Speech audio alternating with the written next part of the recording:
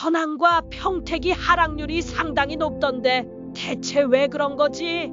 반도체 산업단지가 예정된 용인은 상승세가 유지 중인데 똑같은 반도체 산단 호재를 입은 천안과 평택은 죽을 쓰고 있거든. 대체 왜 그런 거야?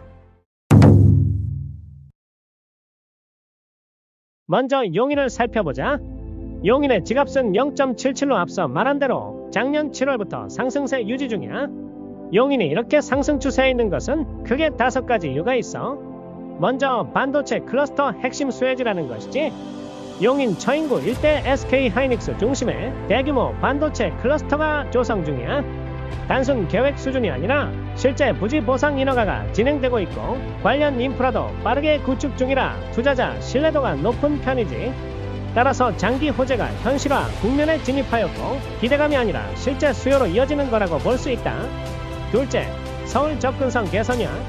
GTX A노선, 수서광주 복선전철, 제2외곽순환고속도로 등 교통망 확충이 활발히 진행 중이고 특히 강남 접근성 개선 기대가 커지면서 서울 주택은 수요 유입이 계속 늘고 있다. 이는 실수요자와 투자자 모두에게 매력적인 조건인 것이다.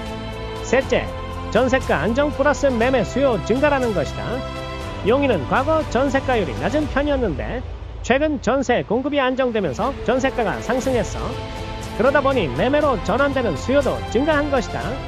고금리 상황에서도 전세보단 집 사겠다는 수요가 존재한다는 것을 방증한다고 볼 수 있지. 넷째, 비교적 낮았던 기저 효과가 있었다.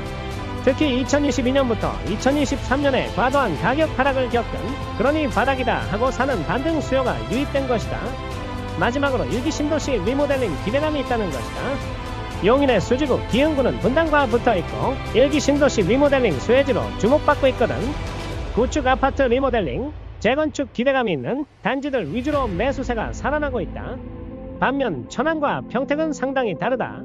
천안은 삼성 디스플레이 덕분에 장기적으로 호재는 맞아. 그러나 실수요 중심이고 투자 수요가 약한 편이다. 그리고 탕정지구의 신규 택지지구 공급이 과잉되었어. 물론 KTX 1호선이 있기는 하지만 서울까진 멀지. 세종과 대전과의 끊임없는 경쟁을 하는 지역이 천안인데 아무래도 상대적으로 열세인 건 분명해.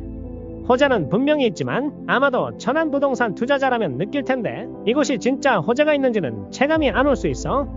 전세가율이 하락세이고 대출 규제, 다주택자 규제로 인해 갭 투자자는 이탈하는 곳이기도 해.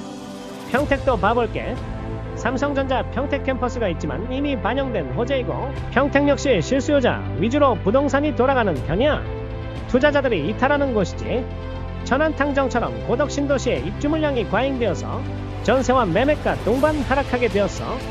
SRT라는 게 있긴 하지만 뭐 거리상으로는 그냥 지방이지. 고덕 신도시는 인프라가 아직 성숙되지 못했고 도시 자체가 자족성이 부족해. 과거 평택이 급등하긴 했지만 거품이라는 인식이 많고 실망감이 확산되어 버렸지. 전세가 하락하니 매매가 역시 동반 하락 중이라고 볼 수 있다.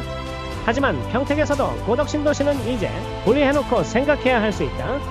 고덕 신도시에 새로운 바람이 불고 있는 것이다. 삼성전자와 테슬라가 23조 원 계약을 체결하며 평택 고덕 부동산에 대박 호재가 터진 것이다. 앞으로 국내 최대 반도체 생산기지로 고덕 신도시에는 상당한 봄바람이 불 것으로 기대된다. 이미 눈치 빠른 투자자들은 발빠른 행보를 이어나가는 거 보이지?